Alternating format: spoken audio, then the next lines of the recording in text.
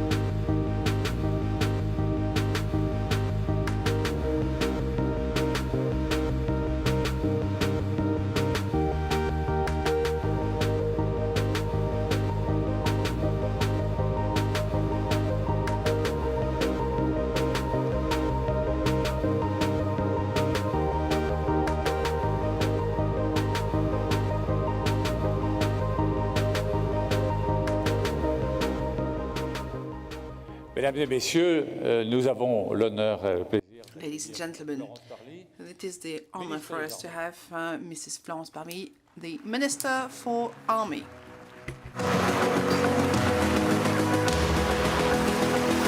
Madame la ministre, toujours fidèle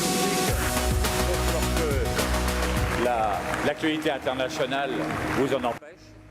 Au mois de juin, vous m'avez fait la promesse. In June, you promised me that you would do the utmost to be there. You kept your promise, so we're very happy to have you tonight. Thank you, Mrs. Prefect, ladies and gentlemen, representative, ladies and gentlemen, dear friends. It is a privilege to have become a person used to come to this International Forum of Cybersecurity. Coming to Lille, I remembered my very first speech here in this on this very scene. It was in January 2018. At the time, we talked about cyberspace as a new conflictuality area, and it was a emergent challenge within the Ministry of Army. We always made sure that our systems are resilient. We always took into account the IT challenges for our equipment and materials. But what was new was to consider cyberspace as a battlefield as such, and also to recognize that cyber can be a weapon that has a destruction potential far higher, sometimes, to the use of a missile. What was new, also, was to establish and to present a doctrine for using this weapon, as I did myself 3 years ago in this very on this very stage. Of course, 3 years later, the paradigm has dramatically changed. The conflictuality area I just mentioned, we are now questioning the very existence of a Cold War within the cyberspace. Can we talk about a cyberspace Cold War? In the 15 minutes I have ahead of me to reply in details, and I will leave the possibility of those following me to go into more details, but I would like to share with you a couple of constatations. There are three. First, and everyone is well aware of it, is the threat growth and permanence. This can be translated by attacks that remain under the threshold of what is called the act of war. These are acts of intimidations, of intelligence, of sabotage, disinformation, fake news. They are in the gray zone of conflictuality, but they are multiplying due to geopolitical tensions, and this is very well described in the strategic review that the Ministry of Army published in 2021, and I recommend that reading to you. The threats in cyberspace echo Raymond Aron's vision. During the Cold War, he saw a limited war or a warfare piece. Cyberspace cannot be seen as a block. The Cold War had two blocks opposing, with very different and opposing ideology, but cyberspace has no border, which is not true. In some countries, like China, Iran, North Korea, just to mention a couple of them, the management of digital flows was centralized from the very beginning by the states, from the beginning of the year 2000. The Iranian authorities cut, very simply, the internet during the protests that happened at the end of 2019. Today, under the cover of their sovereignties, some states use new technologies to control, censure, and make barriers between their networks and the others' networks. It is a case of our major strategic competitors that are turning their backs to the open cyberspace, which is sure, stable, accessible, and peaceful, the cyberspace that we defend, that has now become an integrated part of our daily life, be it in the industrial, political, economic, social, and for us, it's not an option.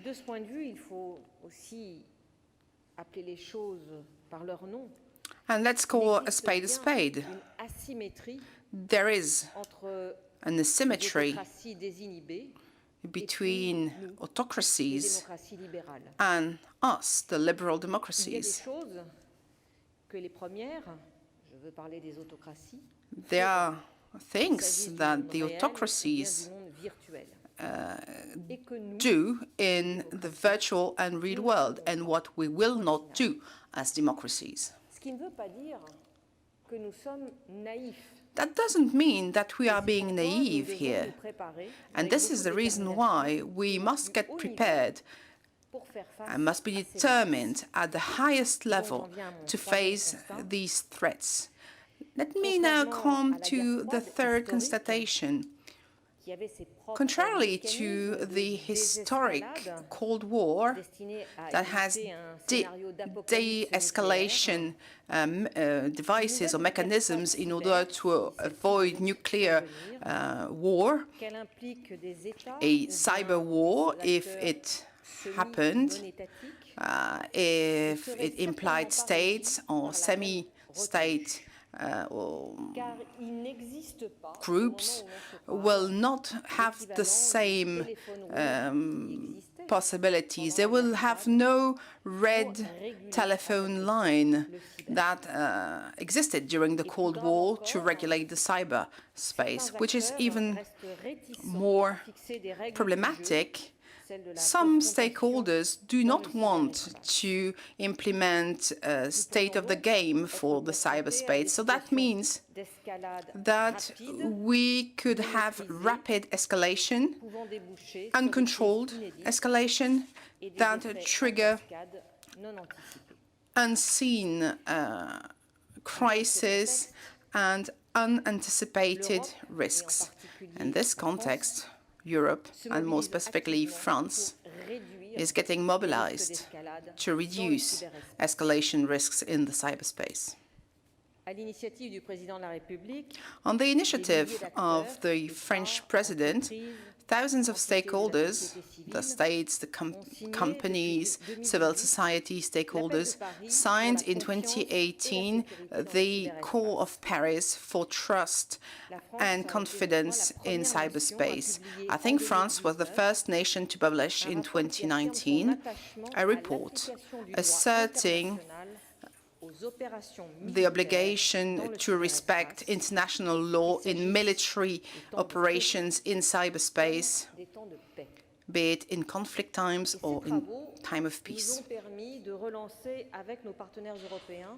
With our European partners, we also started standards for cyber responsible behaviors in the UN framework and within NATO. We were a catalyst to design the new cyber policy of the Atlantic Alliance. We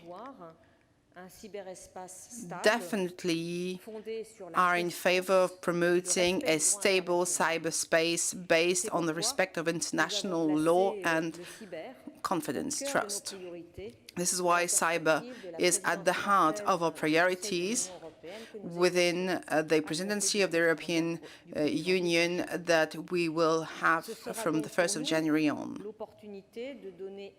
It will be the opportunity for us to give a direction and an impulse at European level in order to avoid attacks against European interests. You may have heard about the strategic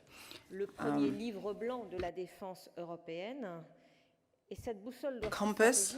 This European compass should allow us to reinforce our resilience in this area and networks, European institutions should be reinforced, and we must think about how we can also reinforce solidarity in case of a cyber attack. To do so, we need to share our risk analysis, our threat analysis, and identify common priorities. I can already tell you that in January 2022, France will organize a forum gathering cyber commanders of the 27th European Union member states. One of our priorities is to make our country a champion of cybersecurity. This priority is closely followed by the President and the Prime Minister. In that context, the Ministry of Army has their own challenges, and we use cyber weapons as a support for our operations. Our opponents do that also, be they state group, terrorist groups, or their own support. For example, in the Barkhane operation in Sahel, we recently noticed an increase of such attacks.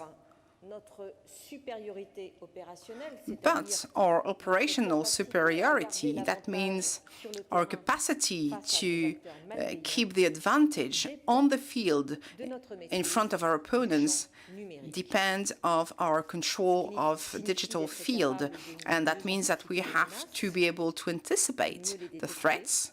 We need to be able to better detect them, to characterize those attacks in order to know where they come from.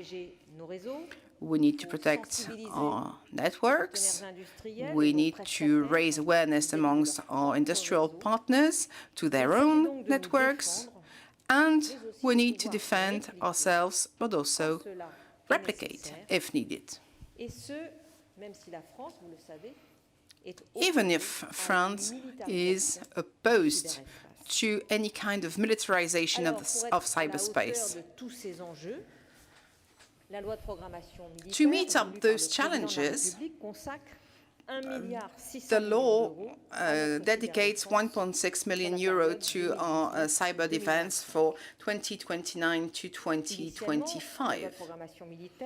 The military programmation law that was adopted in 2018 foresaw almost 1,100 recruitments in order to have by 2025 4,000 cyber troops.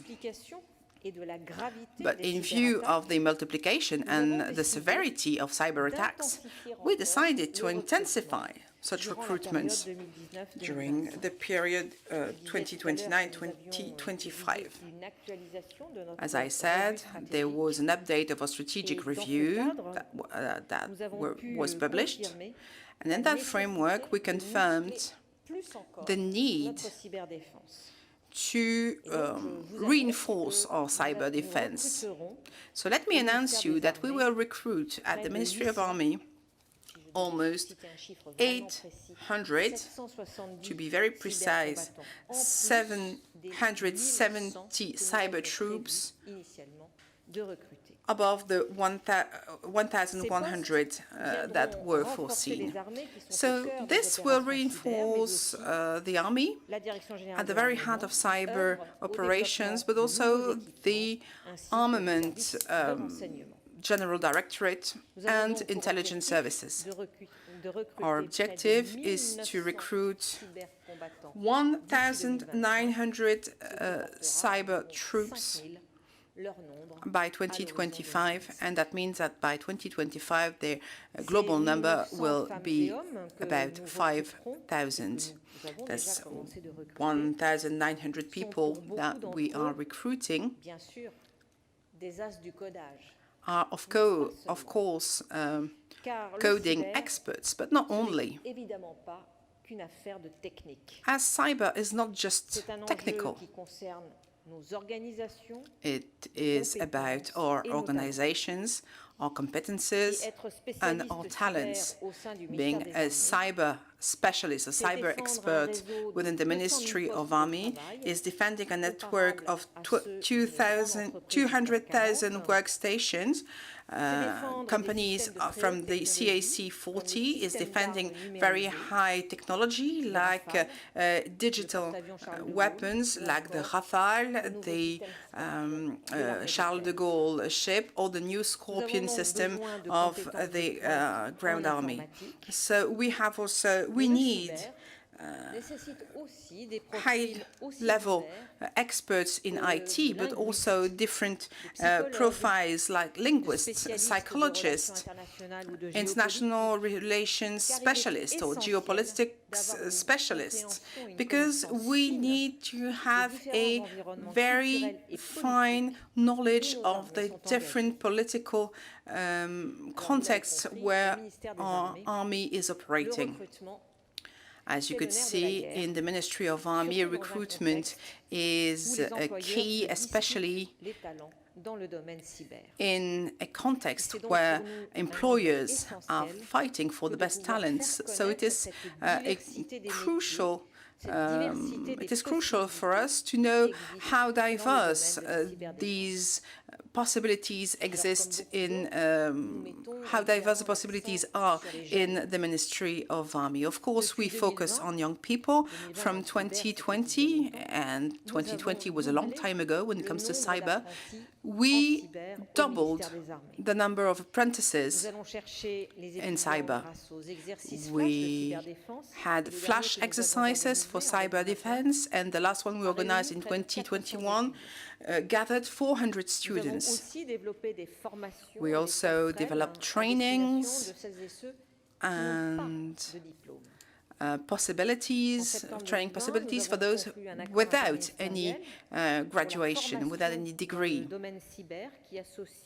There's a cyber training, 9 ministries, 54 public schools, because we think that as soon as there is a motivation and a willingness, there is always a way to cyber defense. If I had only one message for those who could be tempted to join cyber security at the Ministry of Army, my message would be very simple. Come as you are. There is no typical background. There is no box to tick. And our objective is to grow with you.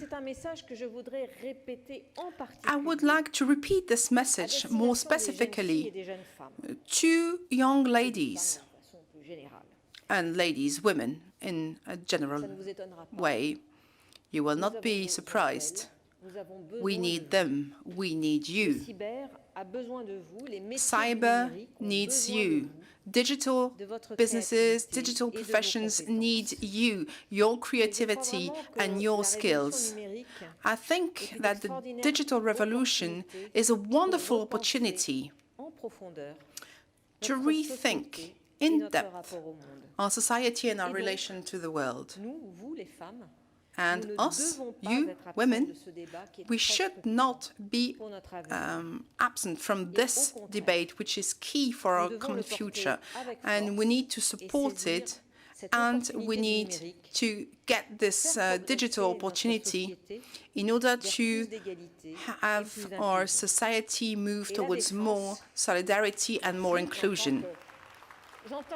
Thank you. I can hear women in the public and also men supporting this approach. Thank you, because I think they understood the meaning of the story. So we need to give meaning to a commitment in these wonderful professions.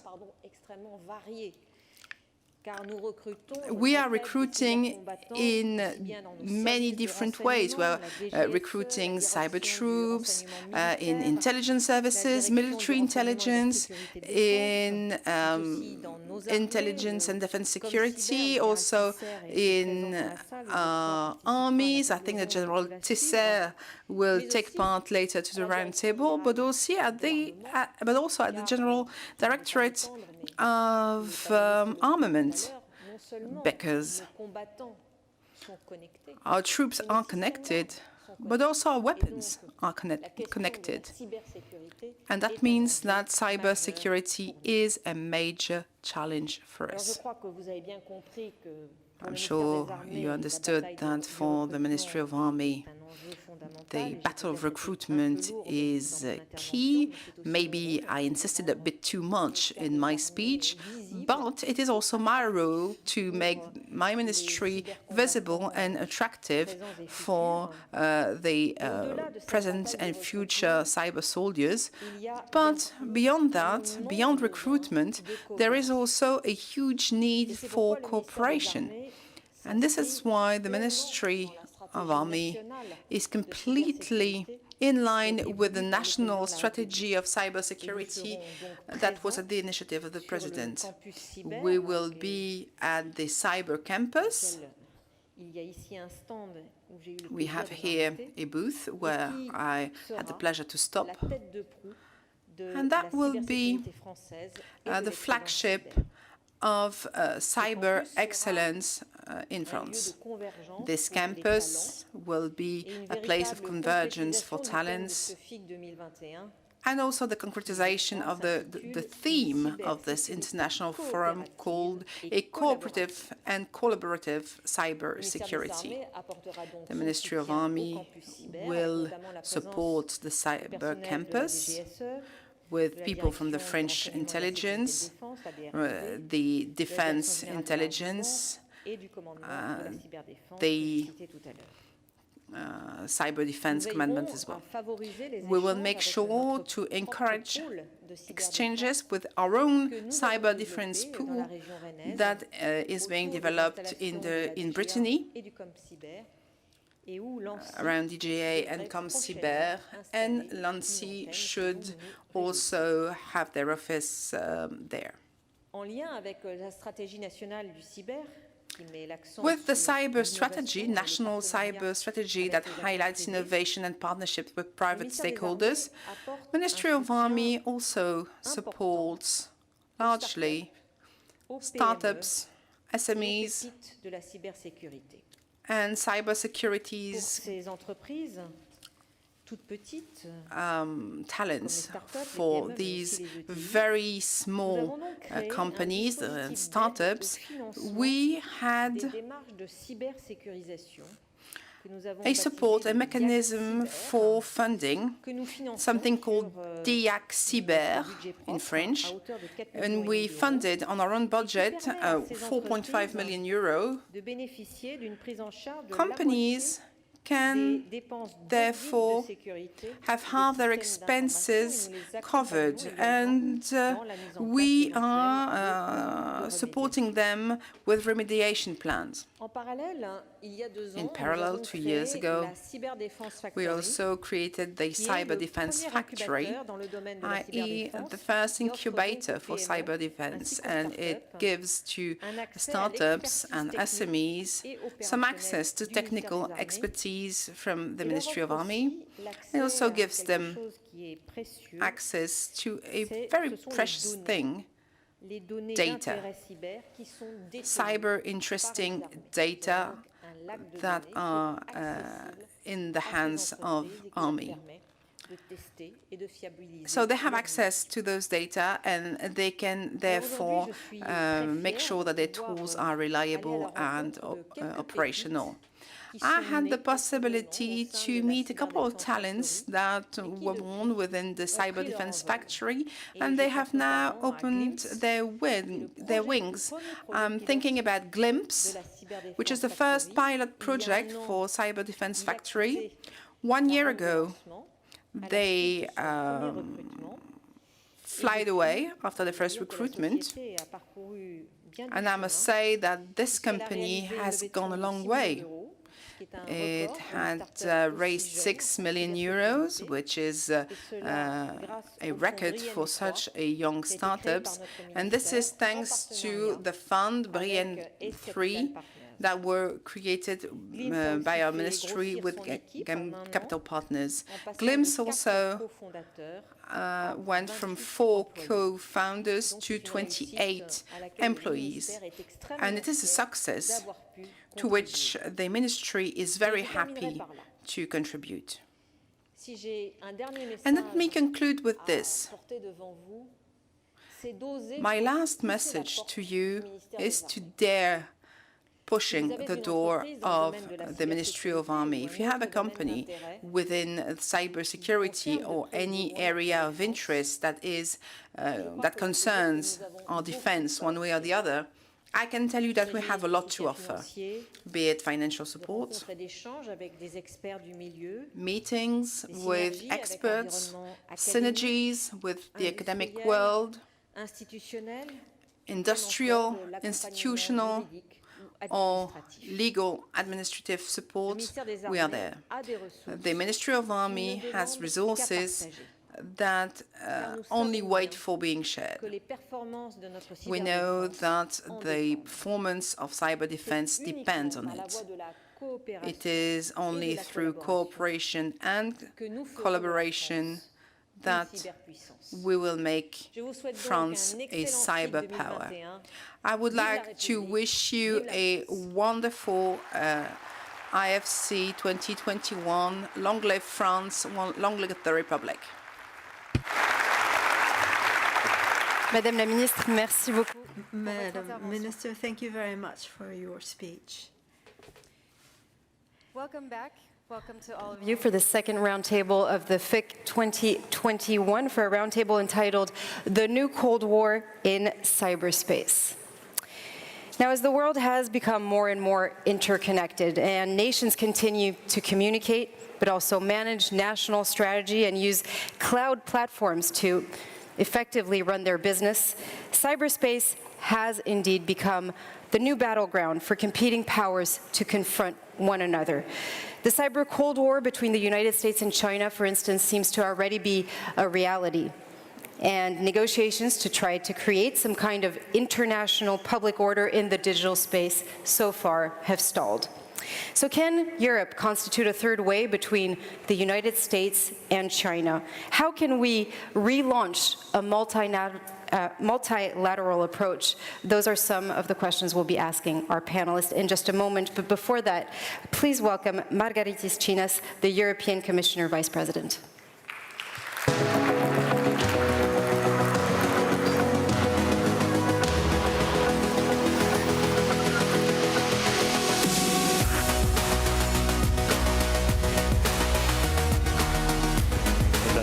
C'est un honneur pour moi de participer à cette Ladies and gentlemen, it's an honor for me to participate in this new edition of the International Cybersecurity Forum. Since it started, it has become a necessarily passing point of cyberspace and cybersecurity. The private and public actors, it is open to all citizens as well. Because if we have to be convinced of this, cybersecurity is not reserved for experts. It's not something for geeks or just for techies. Cybersecurity is a matter of all society. It's a matter of national security as well. Thus, it concerns all of us without distinction. And I am proud that this international meeting is taking place here in Lille, in the middle of one of our member states. This year,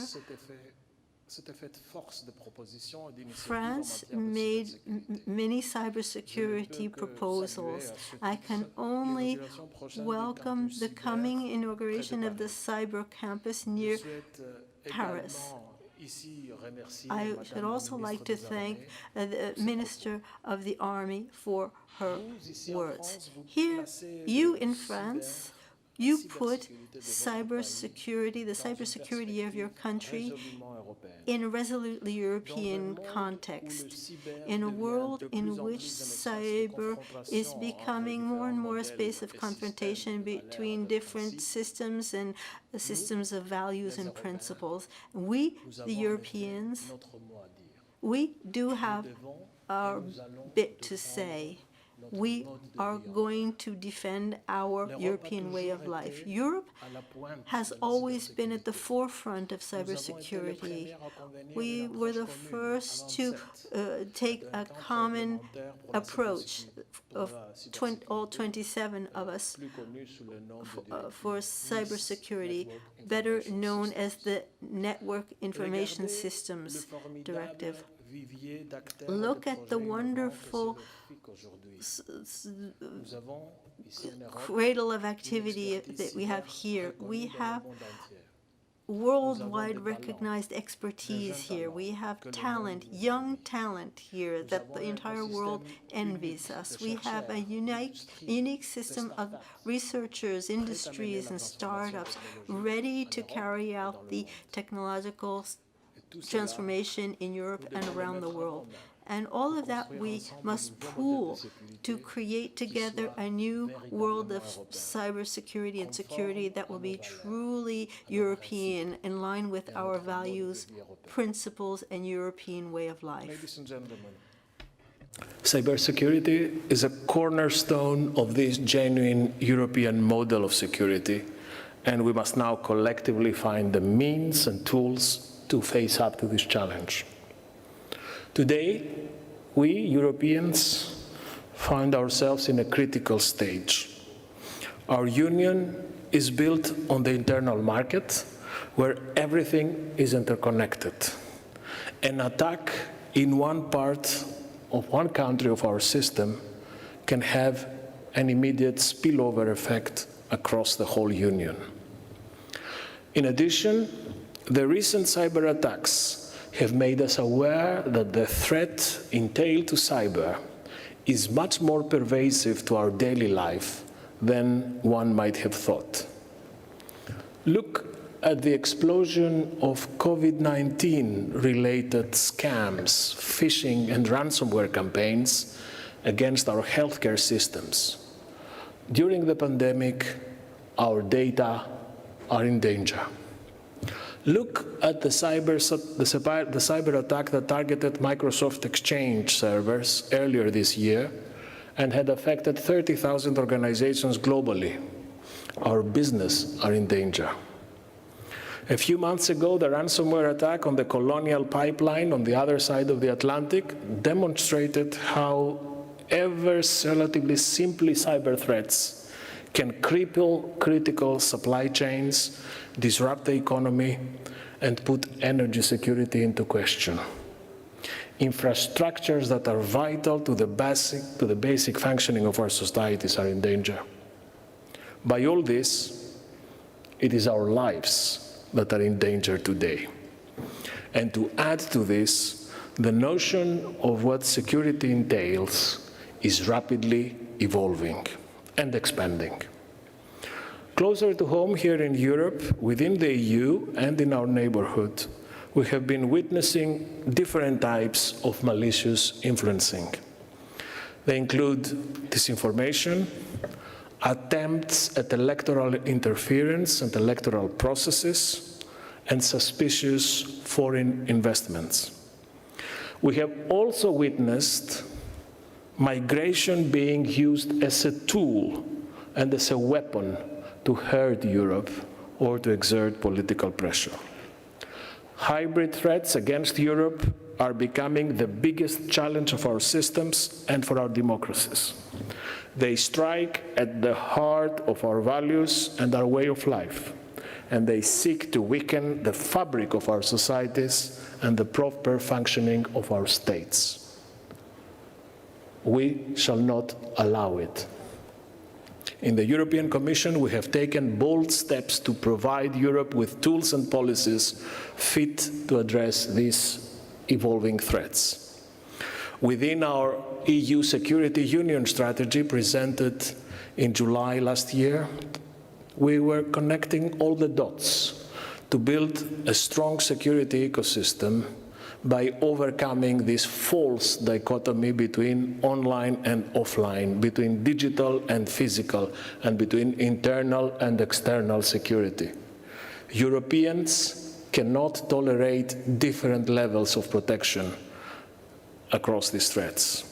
This is in particular the goal of two proposals, legislative proposals we presented last December, a directive on the critical entities resilience and a revised directive on, for a high common level of cybersecurity across the Union. These texts are now being discussed by the European Parliament and the Council.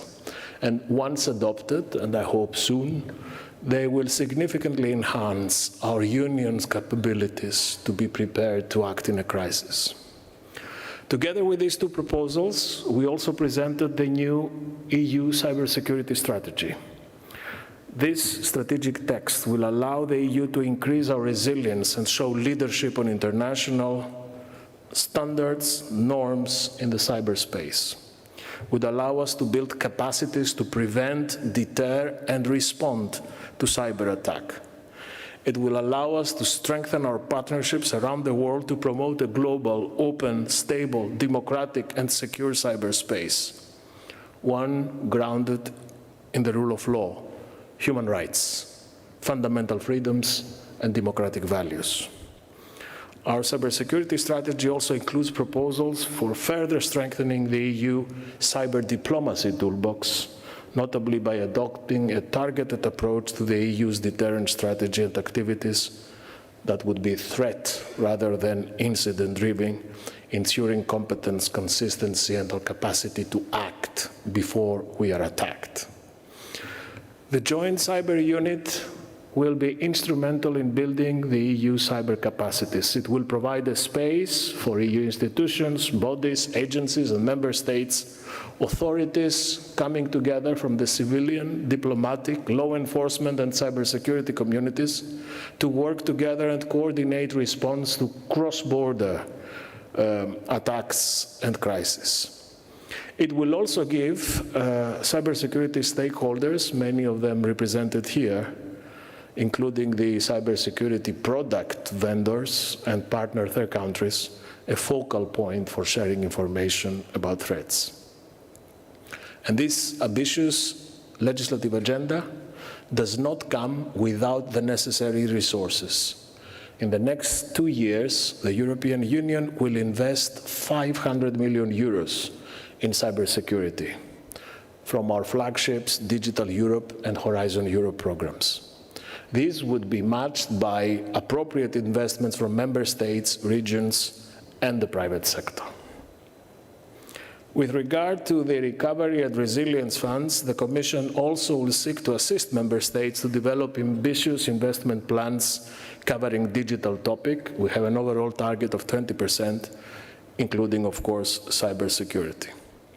These recovery funds will allow to build national cybersecurity capabilities across the EU and contribute to make our union more sovereign and more resilient. This includes the European defense against the threat of terrorism. Our new counter-terrorism agenda, also presented in December last year, will strengthen our capacity to anticipate, prevent, protect, and respond to terrorism and extreme radicalization. We must fight these threats at their source.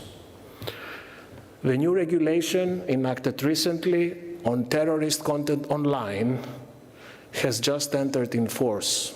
It's a major European success and will ensure that online platforms play a more active role in detecting terrorist content online, and that such content is removed within a maximum of 1 hour.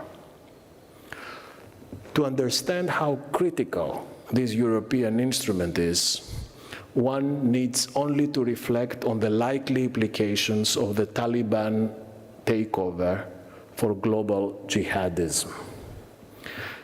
It has the potential to ignite the spirit of initiative of both organized and sleeper cells beyond the country's borders, as well as that also known as lone wolves. Europe has to be prepared for a spike in online content inciting violent extremism and use these new tools at our disposal to address in its origins. Finally, we have also proposed a revised mandate for our European law enforcement agency, Europol. This is the EU's police cooperation agency, and we're currently developing a new approach to hybrid threats covering the full spectrum of action, from early detection, analysis, awareness, resilience building and prevention, through to crisis response and consequence management. Mesdames, Messieurs, ce prochain mois, Ladies and gentlemen, the next few months are going to be decisive for cybersecurity in Europe. As I said earlier, it is urgent for us to wrap up interinstitutional negotiations about the directive about the resilience of critical infrastructure and the security of information networks and systems. We have no time to lose because cyber criminals will not wait for the laws to be enacted. Within the Commission, I've been working on this with my colleague Thierry Breton, Commissioner Breton. I'm certain that the French presidency of the European Commission will give us ideal conditions not only to wrap up this legislative work successfully, but to work together to reinforce our means to combat cybersecurity threats across Europe. I rejoice over the perspective for cooperating with my French colleagues and counterparts, especially when it comes to protecting our society, our citizens, and our European way of life. Thank you very much for your attention.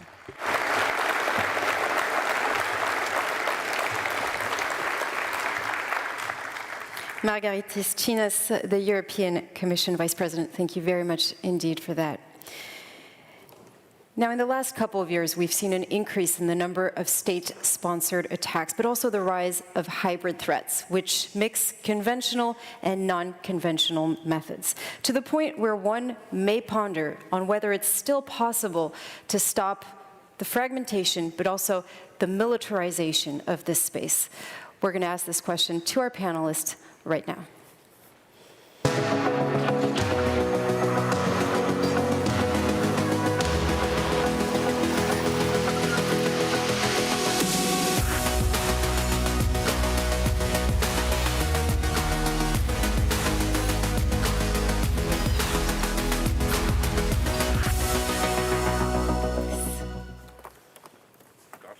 Yes, please. Have a seat. Hello. General Philippe de Montenon, hello and welcome. You're France's Joint Cybersecurity Commander. Ambassador Henri Verdier, hello and welcome. You're France's Digital Ambassador. Martin Connertz, Capability, Armament and Planning Director at the European Defense Agency, hello and welcome as well. And Mariette Schaake, hello and welcome. Thank you for being with us today. You're the president of the Cyberspace Institute and International Policy Director at Stanford's Cyber Policy Center. Hello and welcome as well. I would also like to welcome remotely Ambassador Nathalie Jarsma. Hello and welcome. Thank you for being with us today. You're the ambassador at large for security policy and cyber in the Netherlands. And also joining us is the executive director of the U.S. Cyber Space Solarium Commission, Mark Montgomery. It's a pleasure to have you as well on this panel. Thank you. So during this panel, we'll also be hearing from Ambassador Tobias Fieken. He's Australia's inaugural ambassador for cyber affairs and critical technology. Throughout the panel, he's going to be intervening through recorded messages. And let's start with his opening remarks.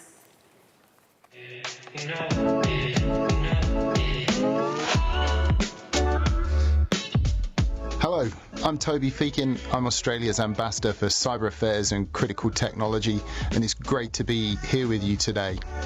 The first quarter of the 21st century have demonstrated that we're living through one of the most technologically vibrant eras in human history. Cyberspace is at the heart of this, connecting us, enabling us, and producing huge quantities of data, and all at speeds unimaginable at the end of the last century. Governments, businesses, and civil society are all reaping the rewards of this critical piece of infrastructure. This has been so clearly evidenced during the pandemic. Yet, cyberspace is increasingly being viewed by authoritarian governments as an avenue to exploit, both for the closer control of their populations, as well as to pursue their international objectives. The advances that technology have brought us are being challenged through an alternative authoritarian vision of how these technologies should be applied. Now, navigating our way through this risk-opportunity equilibrium will be one of the key challenges of this century, with the consequences for getting it wrong being exceedingly high.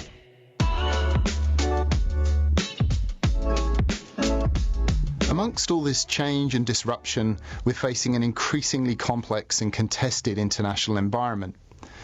We're seeing geostrategic competition play out in cyberspace and through the use of critical technologies. And like many of our partners, Australia is deeply concerned about the impact on international peace and stability posed by malicious cyber activity, which continues to target institutions and societies at scale. In the last year, across the world, we've seen actors steal intellectual property from COVID-19 vaccine research facilities and exploit vulnerable members of our societies through peddling COVID-19 disinformation. We've also seen the widespread deployment of ransomware aimed at our critical infrastructure sectors, many of which are crucial in the fight against the pandemic and economic recovery. Unfortunately, some states are willing to misuse technology to violate fundamental rights and freedoms and interfere in democratic processes and institutions, undermining the sovereignty and security of other states. It should come as no surprise then that technological development permeates all aspects of international relations and foreign policy. And it complicates how the world goes about leveraging significant opportunities that cyber and critical technologies provide.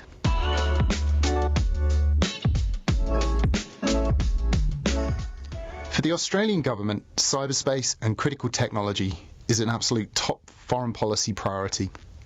Australia is committed to multilateral cooperation in support of an open rules-based order and to help address global challenges.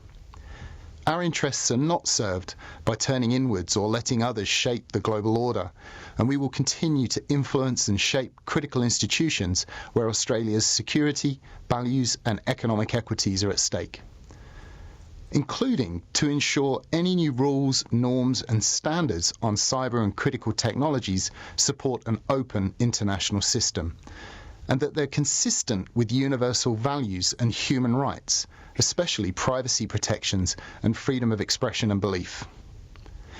Now, in April this year, we released Australia's first international cyber and critical technology engagement strategy.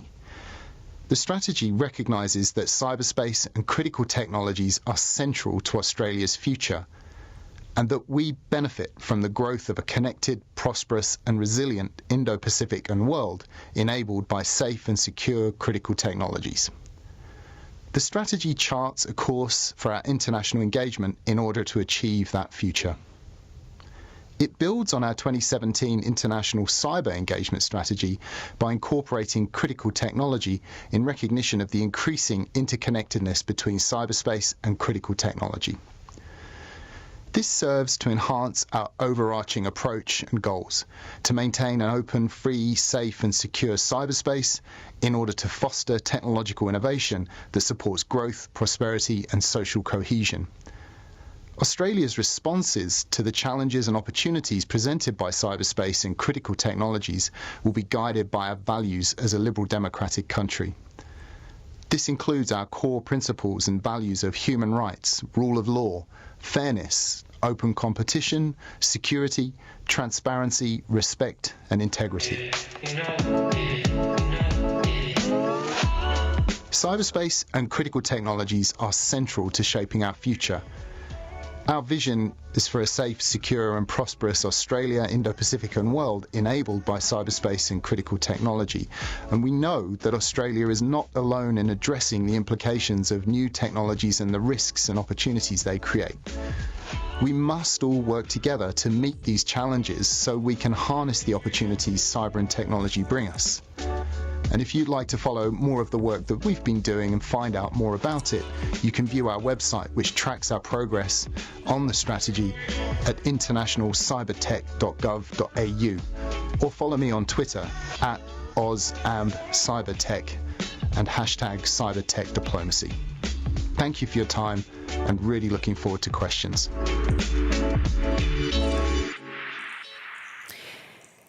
So I'd like to start this roundtable and talk about threats specifically and try to define them. So we often hear more and more, at least, state threats. What exactly does that mean? What does it cover?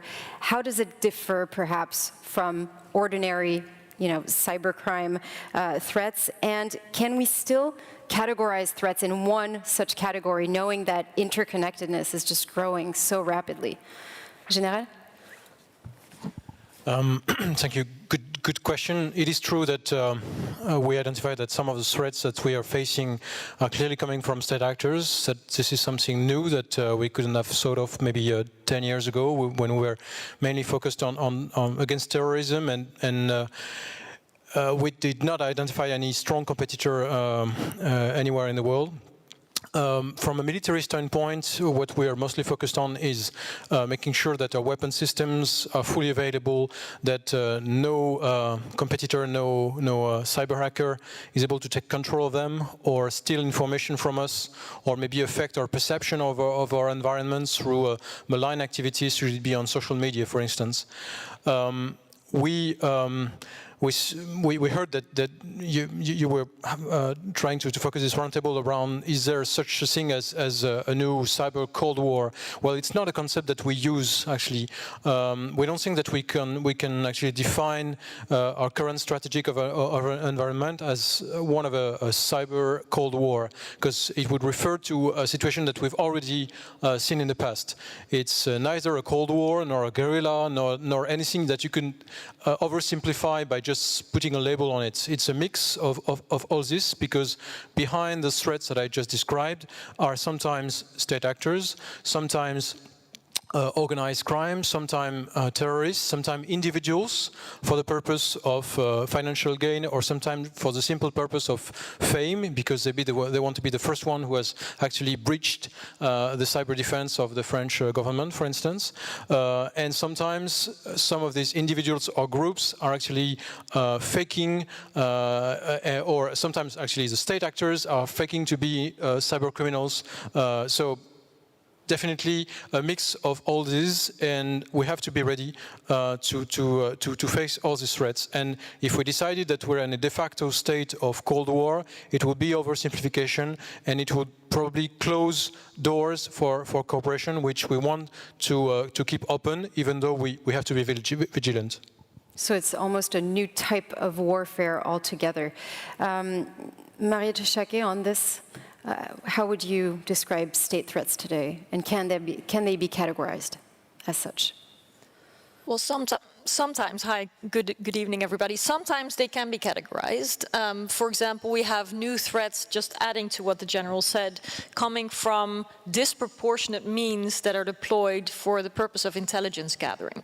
It's a new kind of challenge also in the context of international law, where on the one hand there's, how should I say, maybe appropriately today, a gentleman's agreement between governments not to go after intelligence gathering operations with the same kind of means as they would with a blatant attack, for example. But we have seen with the mentioned Exchange server hack that the Vice President mentioned, that the disproportionality and the systemic harms from presumably intelligence gathering efforts, or sometimes criminal efforts, can really pose new levels of threats. So I think for me at least, it's more helpful to look at where threats come from than to try to say, do they fit in this box or in that box? Because one of the key characteristics of the digital world and also the threats and the escalations in the landscape is that the lines are not always that clear. Not between state actors and criminal organizations, not between commercial and geopolitical goals, not between intelligence gathering and undermining the security of a whole system, and so on and so forth. So I think it's good to look with a bright eye, what are trends, what are methods, what are actors, and how do we defend ourselves. And as a last point, I would add that what is also really critical is that we are aware of where the vulnerabilities in the systems are, and for that we have to look at the responsibility of private companies. It's another line that's blurring between the private sector and the public interest. And we'll be back on that when we'll talk also about the Paris call. The other question I have is, we're seeing all this interconnectedness. There are more and more points that are connecting the digital space with the real physical world. Are we seeing, or are we about to see more and more cyber attacks that will have, concrete material consequences, damage, or even loss of life on this question? Martin Koeners. I can try to answer to that, although I'm punching a little bit above my weight, since we in EDA we're looking at capability building, and rather than at that legal or political aspect. But may I pick up on what has been said, and looking at the threats again. One of the threats are we ourselves, asking probably the wrong questions. And picking up what the ambassador has said, that we are looking at universal rights, and the keynote speech I've heard, that we're looking at the legal aspects we try to form, which is a very good thing. Who is subject to this legal framework? It's us. But the threat comes from outside, not from ourselves. So what we are not doing in this legal aspect is, what are our responses to this? How do we react?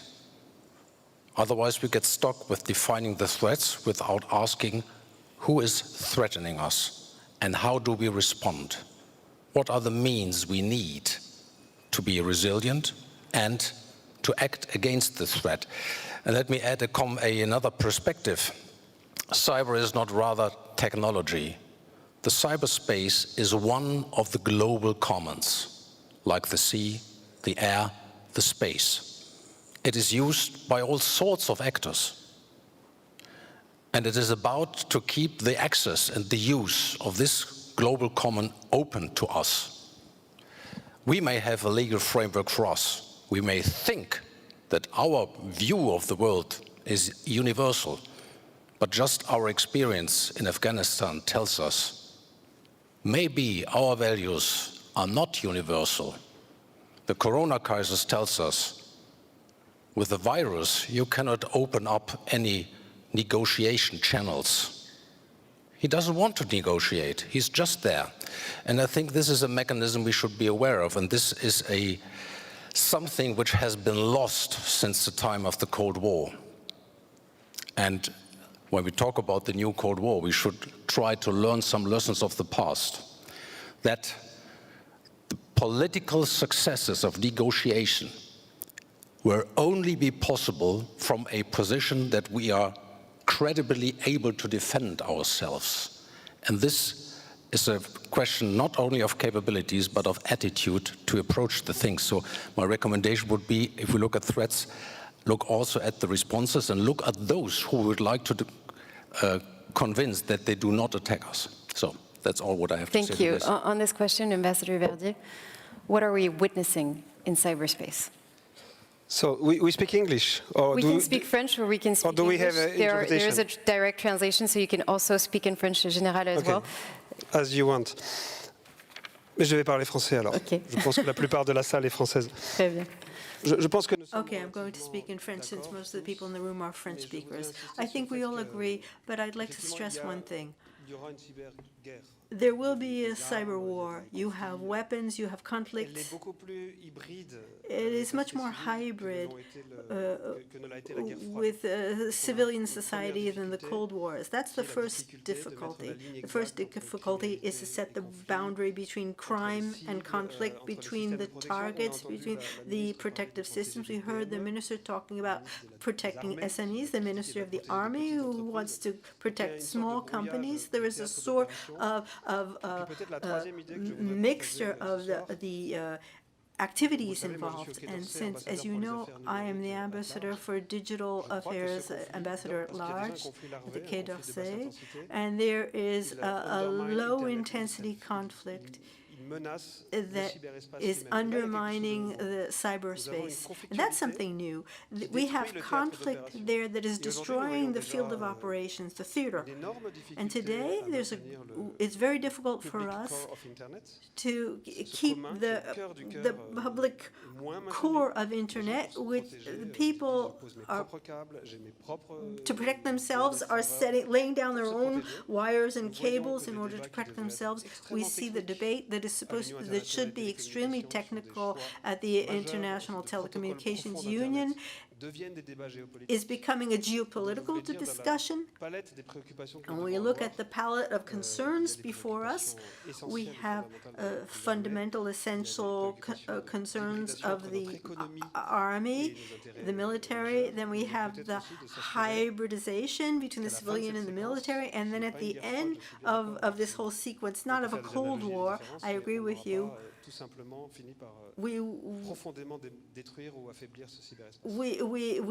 may weaken the entire cyberspace. Well, in any event, the threat is fuzzier, it's more diffuse, it's more it takes different shapes. Well, with regard to this question, do you think there will be more and more attacks that will be more concrete, even though we have concrete effects, but they will be more material with loss of human life, etc.? Well, it's possible. Current events have shown this.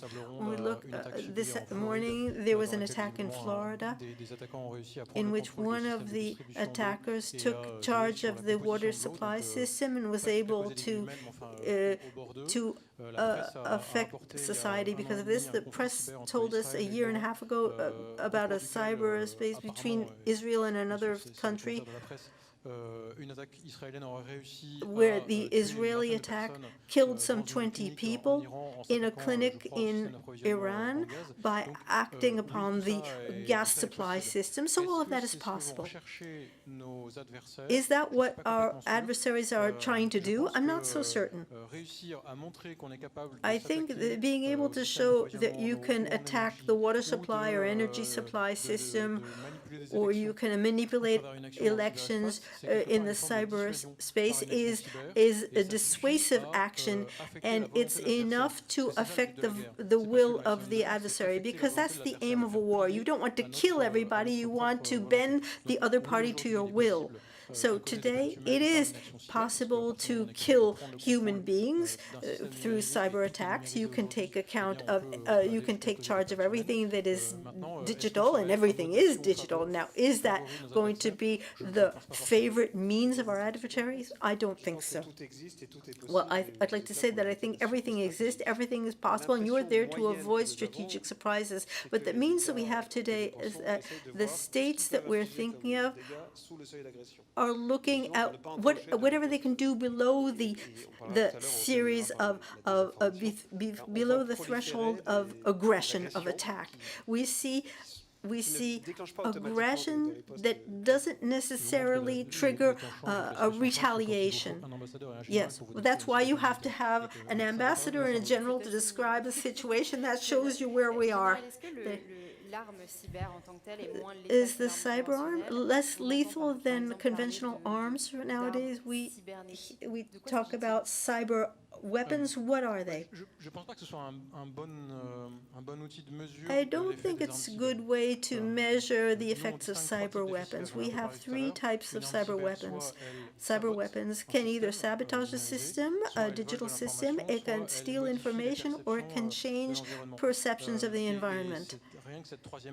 And the third weapon, for example, fake news and the networks can have lethal effects because you can have mass movements and mass panic, but sabotaging a digital system can cause a crash of a network. So it's possible today. Those are all possibilities. Some 20 years ago, we had new weapons that weren't lethal because we were trying to control crowd movements in peacekeeping, and today cyber weapons can cause losses. And I think we have to look farther over the horizon and see what the strategic effect of the one who uses cyber weapons is, what he wants to affect. We're coming to the end of this first part. In the second part, we'll be talking a little bit more about legal frameworks. But briefly, I'd like to have your take on this. I don't know if you're getting the translation, but we've been talking about what exactly is happening in cyberspace. Is there indeed a Cold War? Thinking about it as a Cold War, this is what has been said on the panel so far, could actually reduce perhaps our way of thinking about it. Briefly, what is your take on this? Are we indeed witnessing a cyber Cold War emerging in cyberspace? Yeah, thank you. And it's a great pleasure and honor for me to be with you in this session. I have a bit of an echo, so I will get this out of my ears. Yeah, on the Cold War, I think indeed what the General described, it's not really something that we have seen before. I think the ambassador from Australia put it very eloquently, as in that we see that authoritarian states and liberal democracies confront each other nowadays, and we don't have the same values, and that is what we see playing out. At the same time, of course, we see cyber criminals, states actually some states actually offering a safe haven for cyber criminals, and indeed we need to not only have norms to enforce responsible state behavior, but also we need to clearly think about our responses. Thank you. Right. We'll be talking about those norms in just a minute. In the meantime, I'd just like to say to Mark Montgomery that we'll be back to you in just a minute. Before that, at this point, I'd like to invite on stage Hippolyte Fouquet from Darktrace. He's about to join us to tell us more about how the battle between algorithms is playing out and how AI is perhaps beating AI to its own game. Thank you. Please.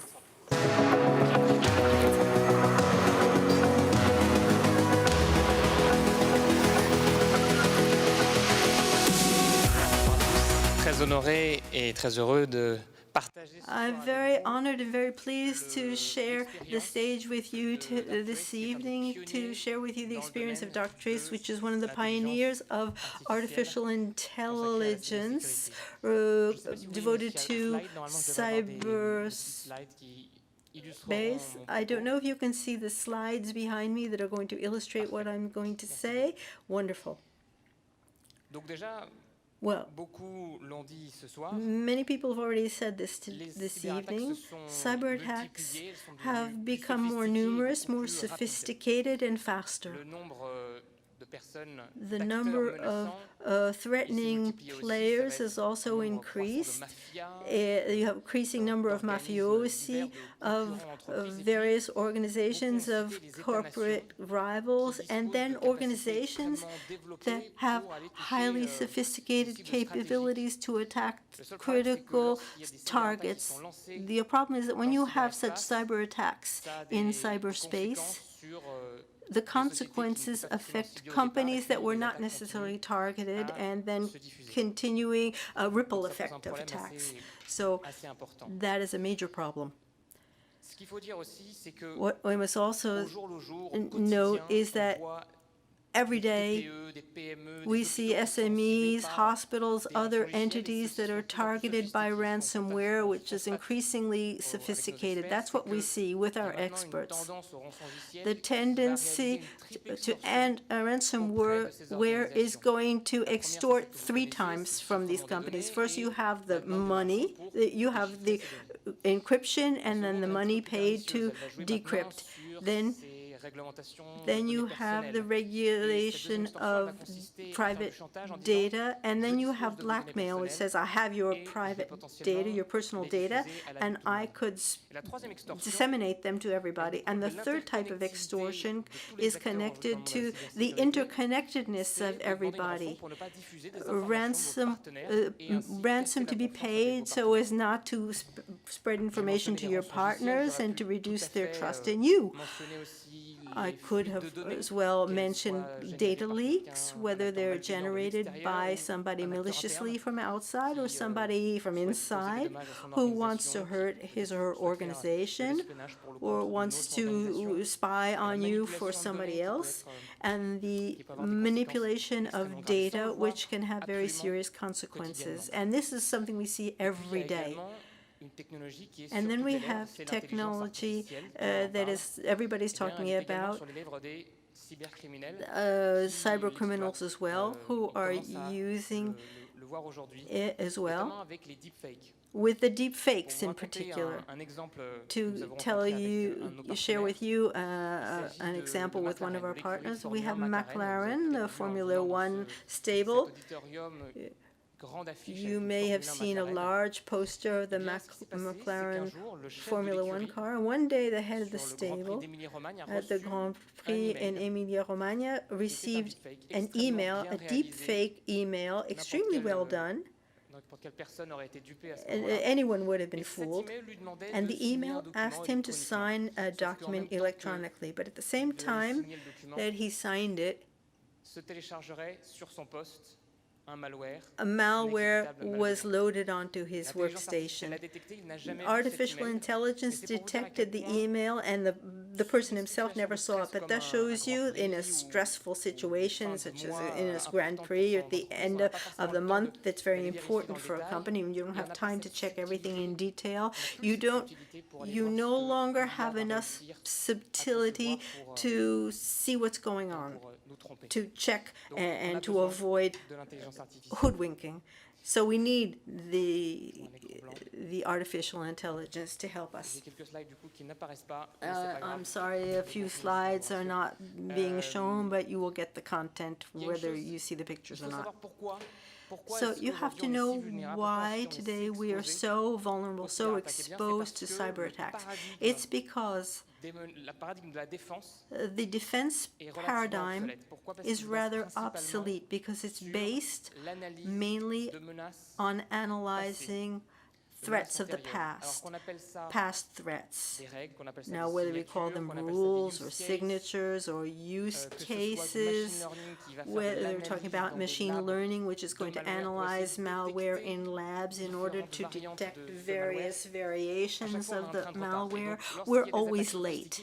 So when we have sophisticated attacks from state actors or well-equipped private groups, criminal groups, we can't defend ourselves. And then these are unforeseeable attacks as well.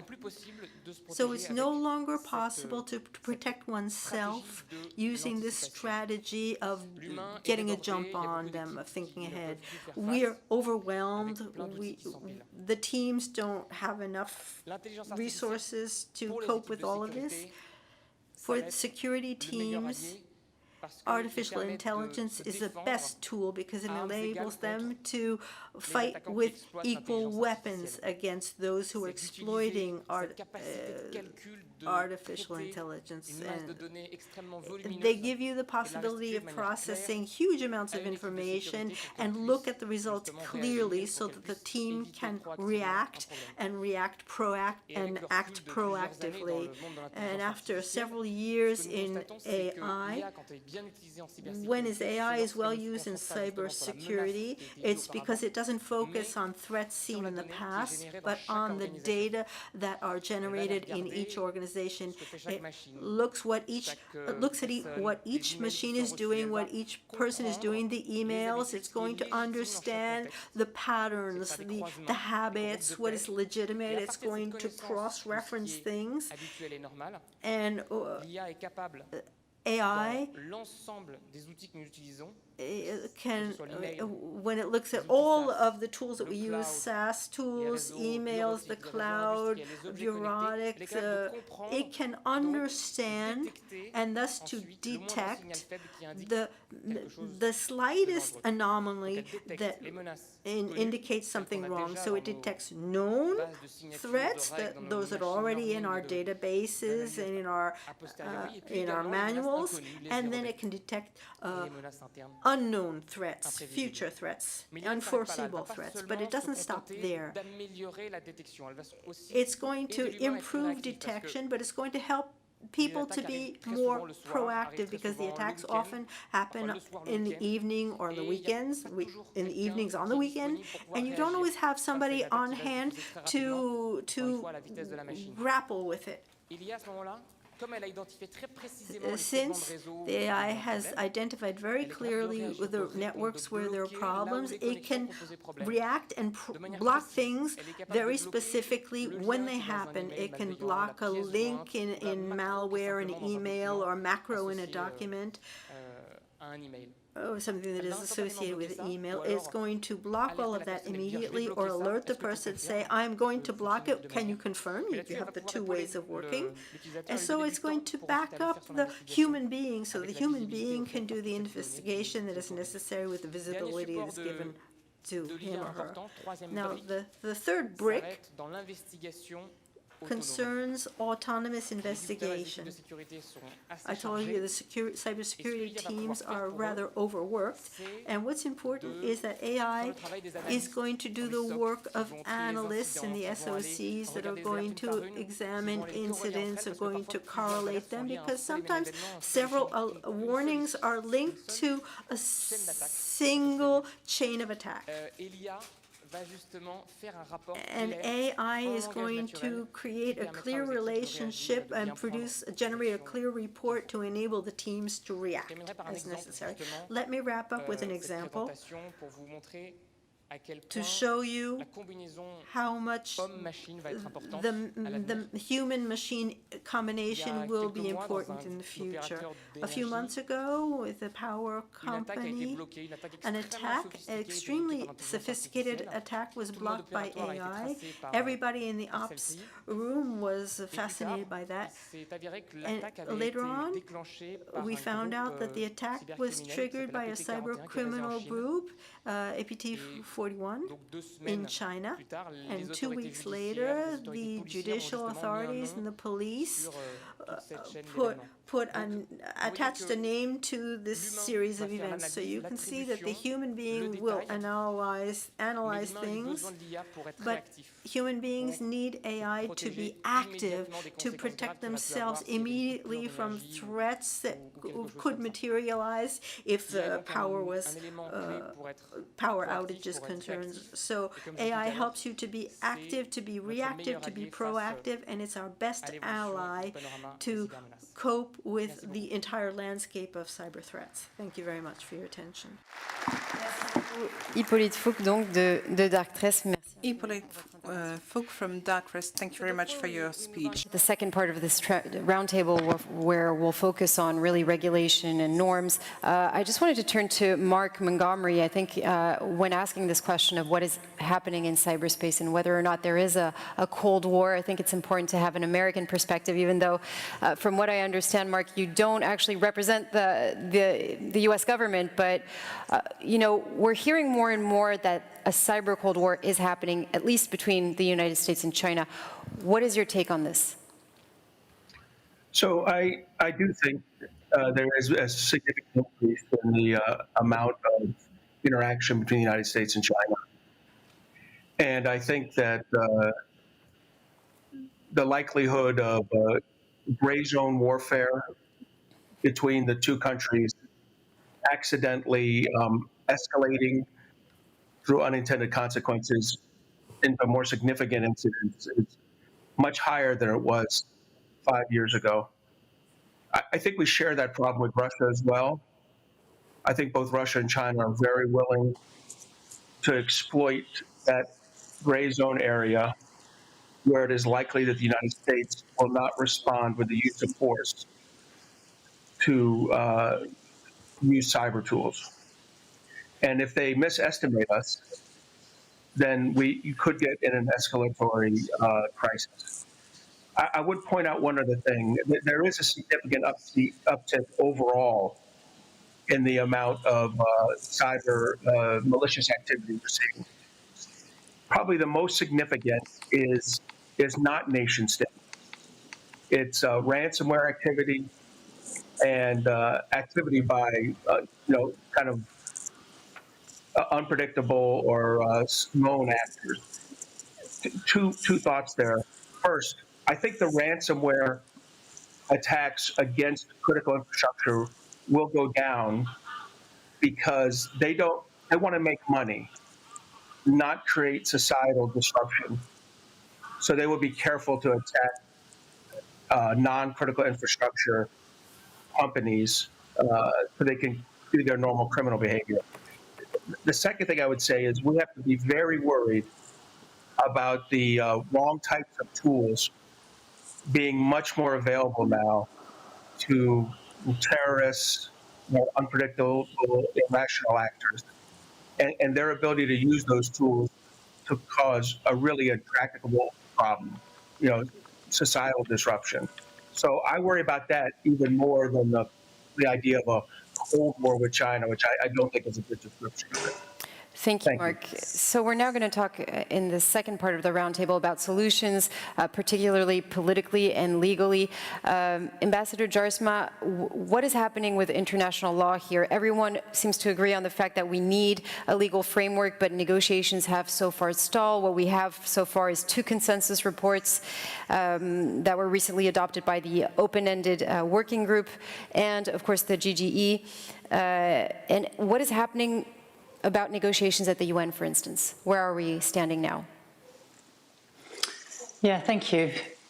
First of all, I think that the fact that the open-ended working group and the group of governmental experts were actually capable to come to consensus shows that the international community can actually have an inclusive and constructive discussion on responsible state behavior in cyberspace. For example, the open-ended working group report was discussed and adopted by all 193 UN member states and shows their commitment to adhere to the normative framework. Just one thing, I have a very big echo. Could that be taken away somehow? We're going to ask the technical team to look into that.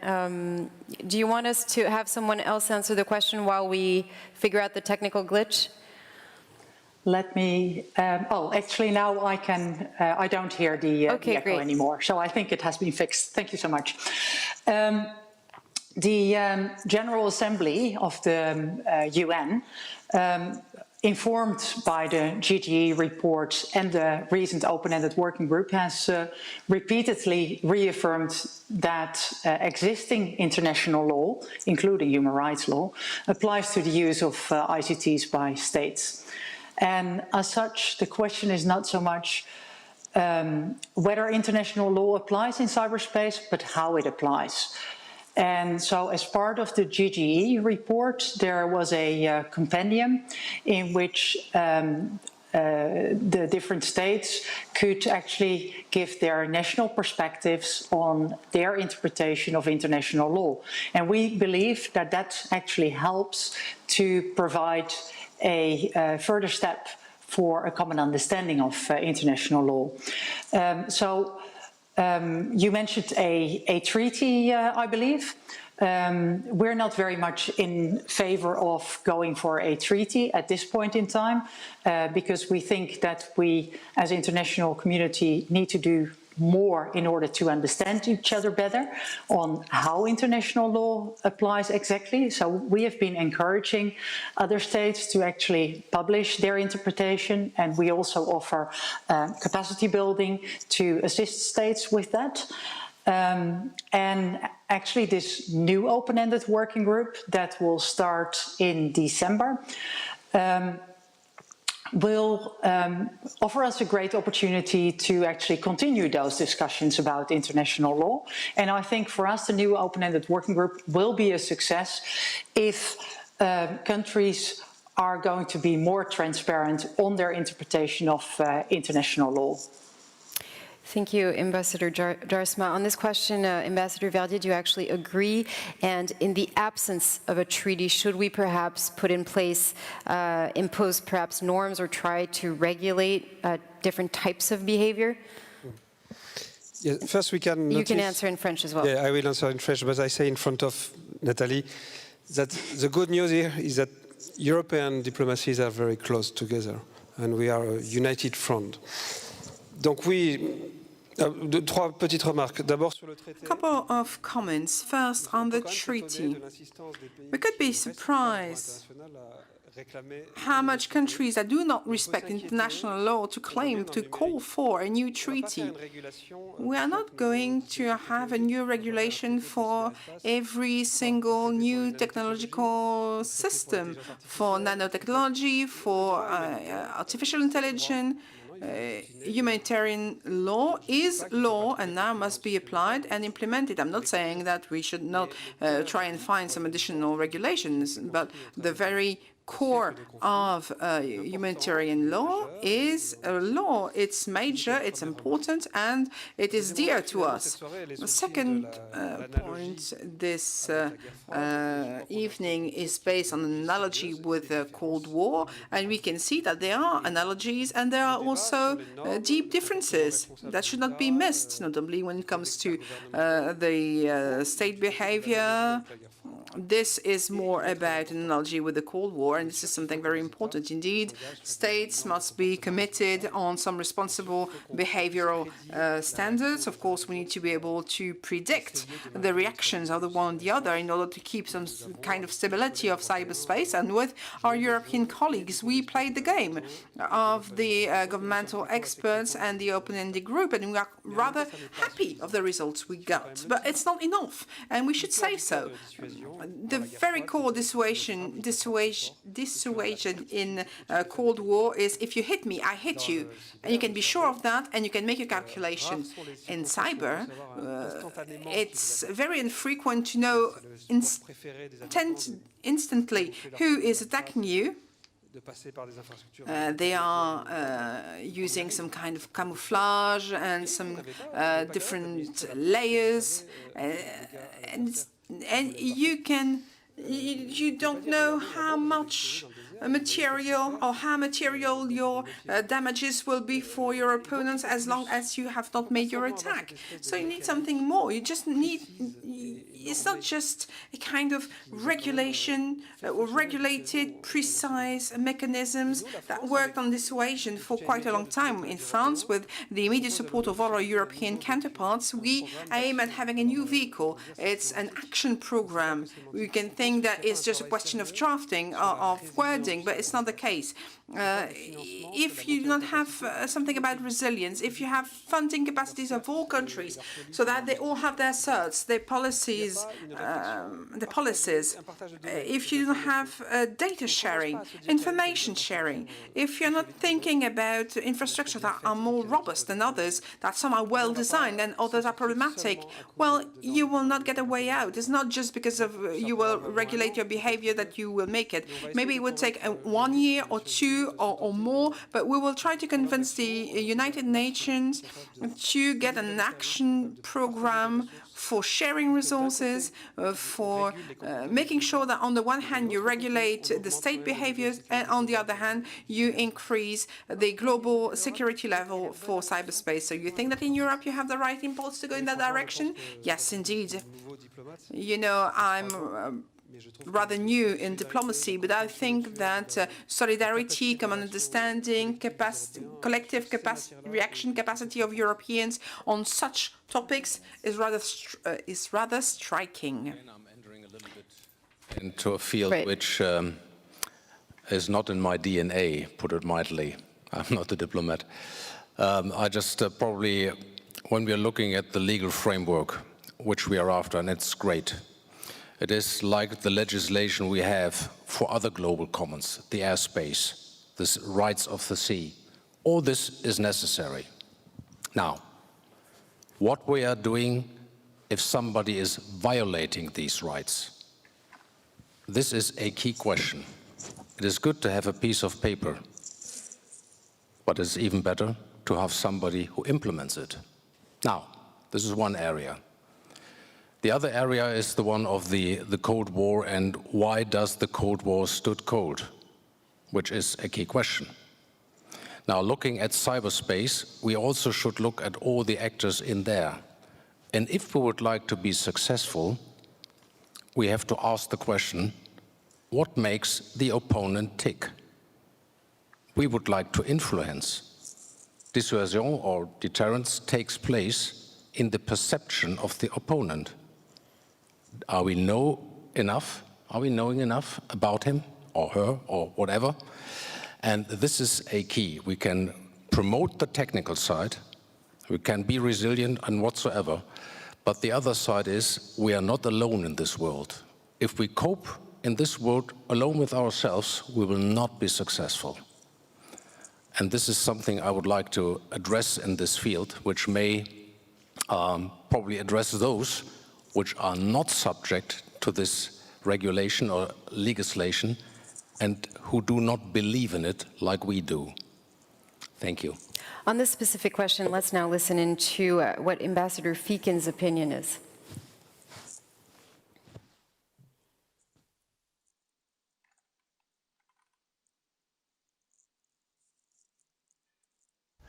Countries have been discussing rules in cyberspace at the United Nations since 1998. Those discussions led to agreements in 2013 by all countries that existing international law applies to state conduct in cyberspace.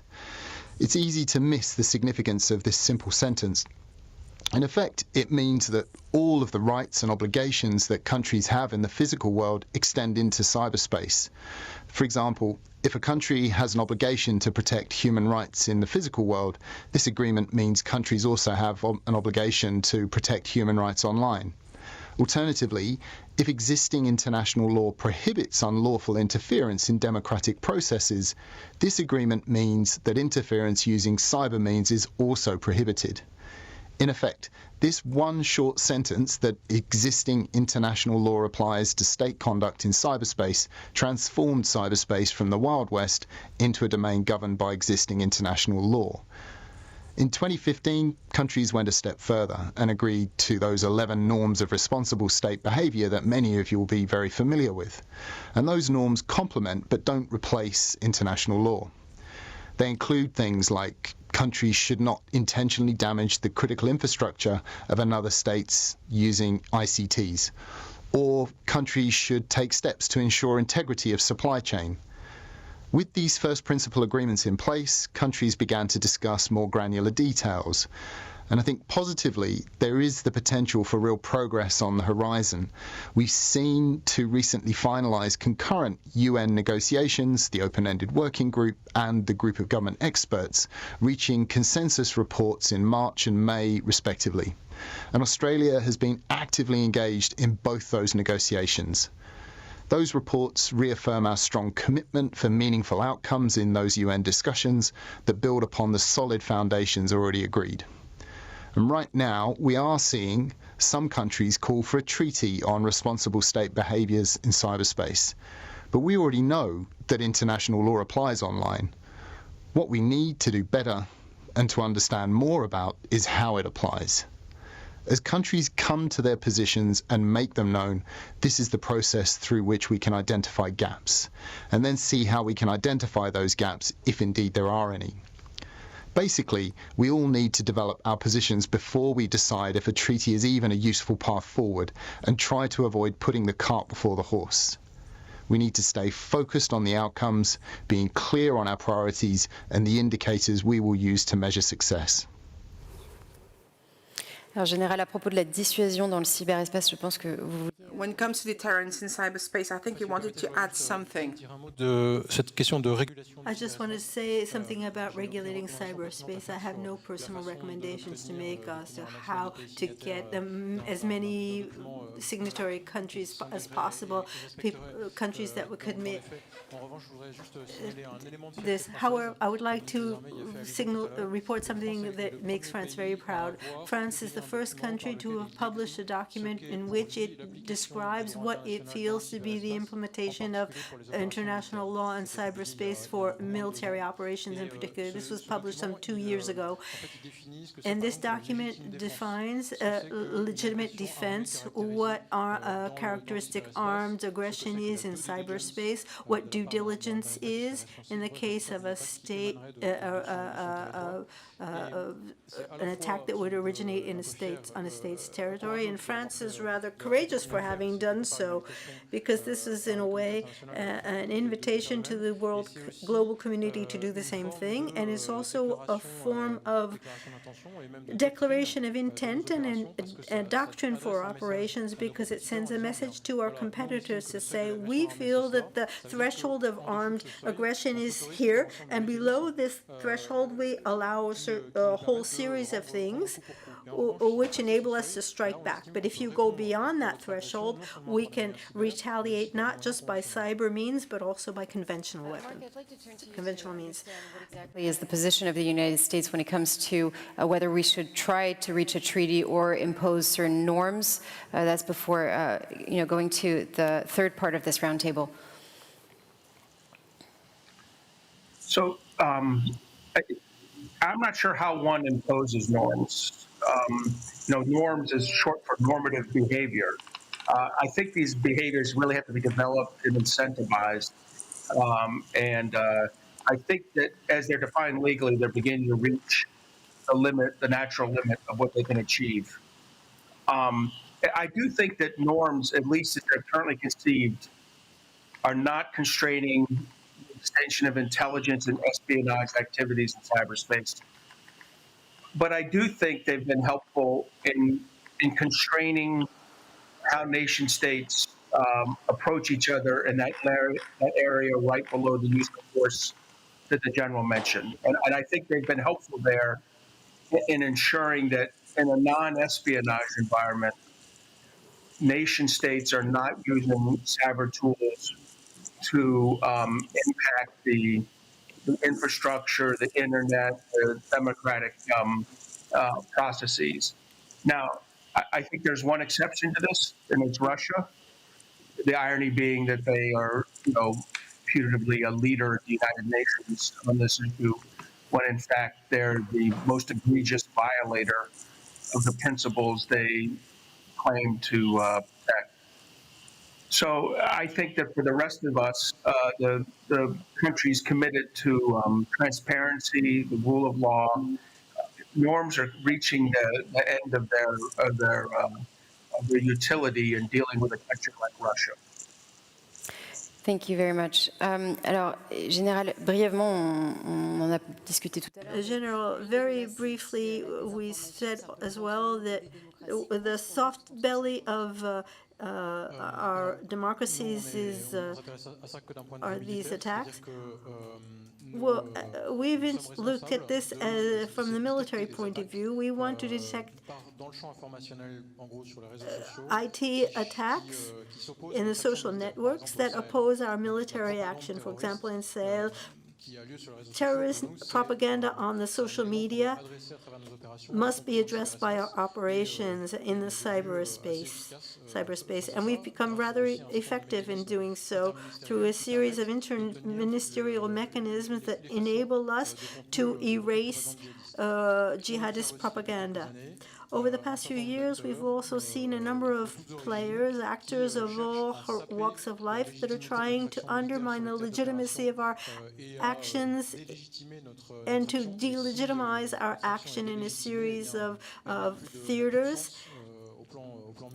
So we also have to combat this manipulation of information by ill-intentioned adversaries. That's our only field of activity. In the cyber field, we're not responsible for all sorts of false information concerning the French state. What about this fake news or destabilization? As the general said, there's a sort of continuum of problem content, problematic or harmful content. You must be very careful not to mix up ordinary stupidity, the ordinary stupidity of people who think you can drink bleach to cure COVID, and people who are radicalized by a series of streams of information and the militancy of certain parties on the internet, a militancy that can come about in our own societies. And in the name of disinformation, we have foreign massive infiltration and harmful. And the state itself is affected by this. So you must pay attention. You must be careful because the analyses, the contexts are not the same. First of all, since we have to be very brief, I would like to stress the fact that disinformation is perhaps a threat to the cubed. We have to confront it. It can be highly destructive. It can lead to an attack on the French embassy. You can affect the outcomes of elections, as was done several years ago.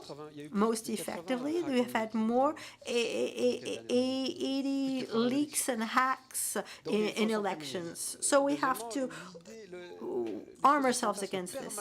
And then there's the fantasy of disinformation, that whenever somebody disagrees with the government concerning and finds information on the internet, that's dangerous as well. It gives the adversary too much power. It creates a nauseous atmosphere. That's a threat to the fourth power.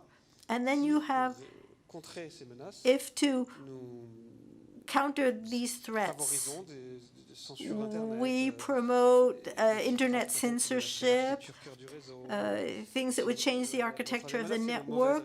That's a poor reaction as well. That's a wrong reaction as well. And I think France has opened up the spectrum greatly. We've spoken about this a lot with our partners.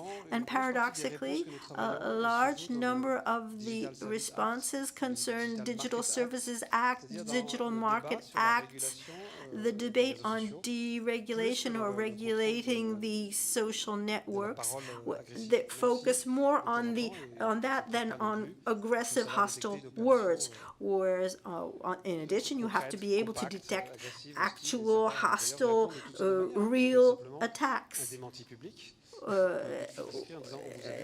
Rather that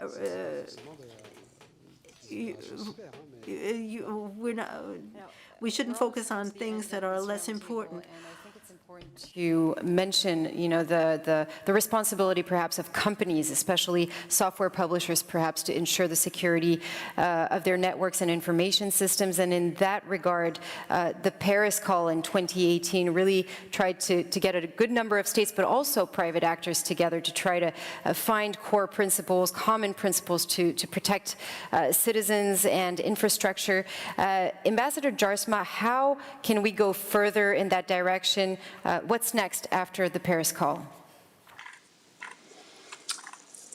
Thank you very much. Can you hear me? Yes, we can hear you well. Oh, and please, technicians, can you fix the echo again? Thank you. Tell us if it's been. Is this better? Yeah, it is better. Yeah, thank you. Thank you for the question on the future. I think Henri, my dear colleague, mentioned the program of action, which is really key in implementing the norms for responsible behavior. But another element that was indeed being discussed is how to respond to malicious actors. And one of the essential elements is public attribution. And we believe that by publicly attributing, we actually raise the costs for malicious behavior, and we raise awareness of cyber threats and draw the attention to certain patterns. It also supports, in the end, the normative framework, because basically by attributing publicly, we're saying this is our interpretation of the normative framework, and this is not acceptable for us. What is next? Furthermore, of course, the internet is not owned by governments. The majority of ownership is with companies, and I think that we need to be connecting the dots a lot better. I would like to explore further how we can work stronger together with the industry in connecting all these dots, in sort of finding out where these malicious actors are, who are they, and taking very, very clear steps through police, through law enforcement, through diplomacy, in order to hold these actors accountable. Thank you. On this question of public attribution, did you want to pitch in? That is, of course, a very good way and means to do that. And coming a little bit to my turf, what we are doing with this in EDA, we support our member states to collaboratively develop the capacities to support this way, to identify, to detect, to contain, and to provide the evidence who did what against whom, which with means. And this is a terrific undertaking, and to follow the malicious actors in the network is not extremely easy. But we are supporting member states, and when I listened to what the minister had said at the beginning is that we need the young workforce to take on this challenge and to enter into this area. This we are also supporting with training exercises and with decision-making exercises as well. So I can only support this way of public attribution. Thank you very much. Ambassador. Ouais, peut-être deux mots juste très vite, parce que quand j'ai pris mes fonctions, very quickly. When I took on this job, many of our foreign counterparts that France was averse to public attribution, and I'm saying this publicly. This is an action that has great consequences. It creates great echoes in cyberspace. The false flagging is a favorite activity of hackers, and public attribution is a good thing, and we get involved in this when we have been able to check ourselves with observable proof, and when we have recalculated everything that the conclusions are correct. So France has joined in various public attributions with penalties. We did so this year. This can have consequences on hostile actors, but it must not become a game in order to please other states. You attribute responsibility without proof of what was actually done. Thank you very much for clarifying France's position. I hope you were able to enjoy the cartoons that the caricatures that our illustrator submitted. And we're coming to the end of this round table. Thank you very much for having taken the time, gentlemen, to join us in the cyberspace. Mark Montgomery as well for joining us remotely. It was truly a pleasure. Tout de suite, c'est l'heure de la remise du prix du livre. Very quickly, we're going to award the Cyber Book Prize, but first we have a little video. Ce que nous réserve l'avenir. Pourtant, en prenant les bonnes décisions aujourd'hui, vous avez le pouvoir de façonner le monde de demain. Voyez-vous la cybersécurité comme une contrainte à assumer ou comme un levier stratégique de la transformation digitale de votre organisation? Chez Capgemini, nous pensons que la sécurisation de votre patrimoine et de vos métiers est le prérequis à l'accélération numérique et à la création de nouvelles opportunités avec vos clients et partenaires. Is a prerequisite to your digital vision, IT, IoT, cloud OT in an even more connected world. In front of all this, Capgemini supports you in definition and implementation of a security strategy that is adapted to your challenges in cyberspace. And to protect you, we make avail services and solutions end to end.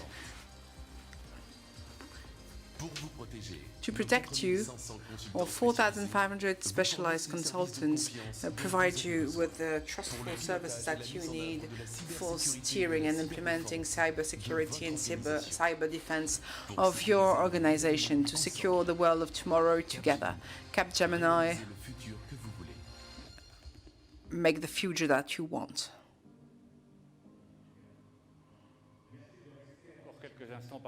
Thank you for staying with us for a couple of minutes, because we have now the Cyber Book Prize, and I leave the floor to Colin Thiarache, who is the president of jury, and Mr. Denis Fortier, member of the jury, and I'll call on stage the nominees.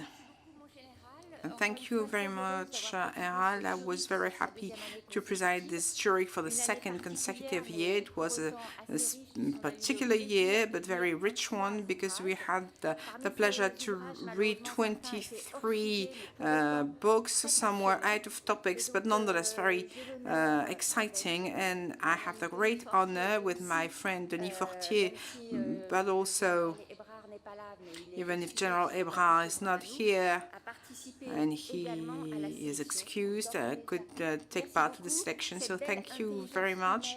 This nice human intelligence at the service of a better understanding of the situation we are going through. It's even more and more complex. We talked a lot about artificial intelligence. We are also very happy to see that artificial intelligence cannot replace human intelligence. So let me give the floor to Denis. Yes, let me put my glasses on.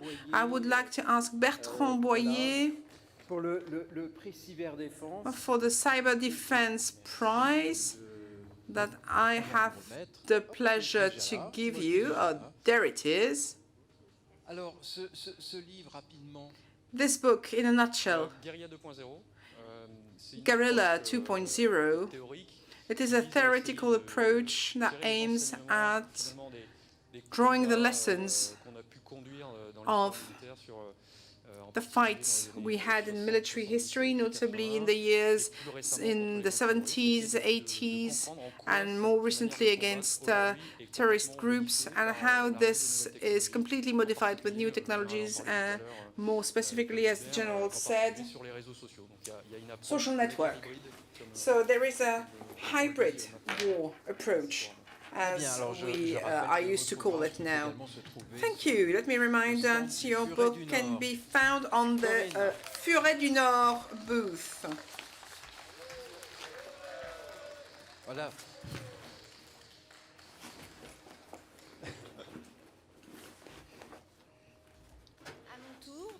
My turn now to give the Cybersecurity Prize to Mr. François Goriez. Congratulations. We read your book with a lot of interest.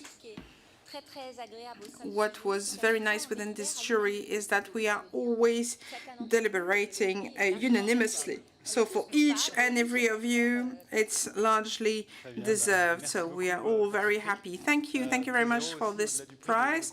I'm very happy also to see that legal topics are interesting more and more cyber security stakeholders, because these are issues of sovereignty, trust and growth for companies. Thank you. The Cybercriminality Prize is given to Gilles Bertrand and Alain Yenpon. Come over here, gentlemen. Donc ce livre s'appelle Chief Data Officer. So this book is called Chief Data Officer. It was very interesting to us because it could explain the key role. A word on your book, very quickly. Well, I'm not sure we can be quick, but we're very happy to get this prize. It highlights this new job. It's a data job, and through data you can make a lot of things secure. Thank you. We wanted it to be a practical book for professionals, but we also wanted to inscribe it in the European strategy. And that's really something important. Thank you. Corinne. Yes. The last prize, one of the last prize is university research to Mr. Balvier. Microphone, please. Well, thank you very much. This is a book that was written at 3 people. Unfortunately, the other 2 could not be there because of the distance, so I'm very happy to represent them today. It's research work at the crossroad of international relationship, international interest, and the digital world. So thank you very much, the jury, for giving some visibility to our work. Yes, it is a book with a holistic vision of the situation. It was very exciting to read it, and we had a special prize to the jury, and the person unfortunately cannot be here, but we will thank the author. A woman, it was a woman. I wanted to mention it because I am the female representative here. I voted for men, of course, but I was very happy to have a woman rewarded. Eh bien, well, next year I encourage to have more books written by women. There were very few this year, indeed. So, ladies, up to you. In any case, all your books can be found on the booth of the Furet du Nord. You can buy them over there. Thank you to everyone. Congratulations there again. The Cyber Book Prize is also one of the characteristics of the forum. We are not only focusing on material, but also on books, because these are essential. Thank you. Round of applause for everyone.